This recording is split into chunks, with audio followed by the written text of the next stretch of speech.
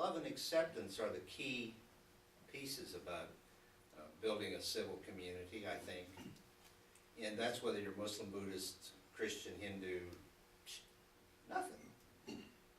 If you don't even believe in any kind of religious faith.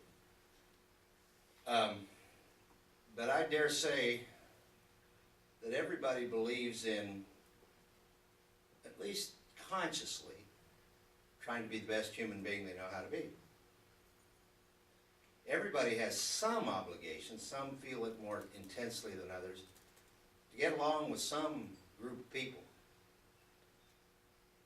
I know that in my own life, my best guide has not been my own interior thought process, but the feedback of friends and loved ones and family and those kinds of things. They've often corrected me and often supported me and often nudged me in the right direction in my life. Well, that's what this movement,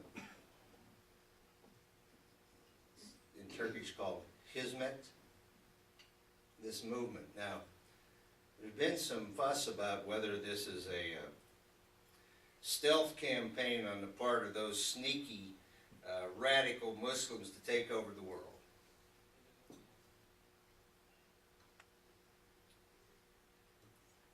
Does anybody remember the Civil Rights Movement in the United States?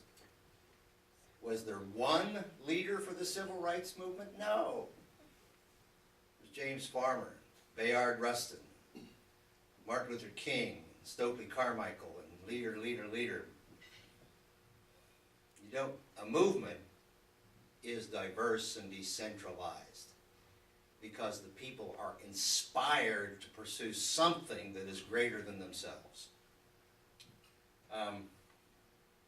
That's what this movement is about. And when they ask a college prof or a representative of the State House or a business person or a doctor or a teacher to come on that trip, it's not because they have some particular program that they're going to fit around your head and squeeze it in. It's because they want you to be inspired too. And, you know, I say this because that's what happened to me on my first trip. These guys took us along, sounds very much like what the dean from UMKC was talking about. And we're all laying out there between destinations. Just only in our trip, it was in August. Don't ever go to Turkey in August, particularly if you're going to go to Central Anatolia. You might escape if you stay the whole time in Istanbul. If you go to Central Anatolia in August, we're driving down the highway in this 10-person van, going about 80 miles an hour with the air conditioner on full blast, and inside the car it's 104 degrees. Don't go in August. But you will get inspired because they stop at the next truck stop. And the guys say, well, the restrooms are over there, the souvenirs are over there, the food stand's over there, and we'll see you in 20 minutes, half an hour. They disappear. And for about the first 3 days, my wife and I said, what are they doing? What are they doing? I mean, come on, something's up here. What are they doing? Some of these guys know Dr. Muhammad Chetan. And I cornered him in a hotel late at night in Nevşehir here. And I asked him, what are you guys doing? We're going to pray. At the truck stop. Can you imagine going to an American truck stop to pray? I went to pray. Can I go with you? Sure. Why do you do this? It's our way of keeping clear about who we are and what we're doing. I'm a Christian. I'm not a Muslim. I believe very deeply in my faith, but I also recognize God working.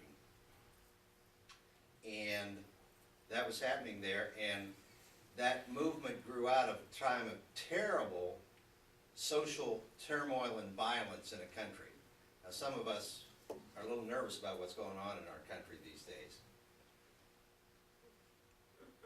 But Hoca Efendi's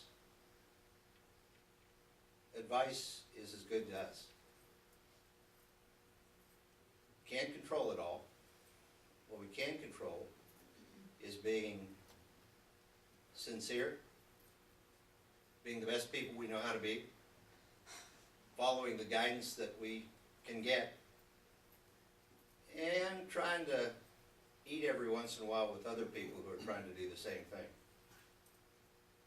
That's why these meals are important. They're not just fluff. They're important. So, love and acceptance is certainly a lot more than anyone can handle in any one piece, but that's what they got me to thinking about. So thank you.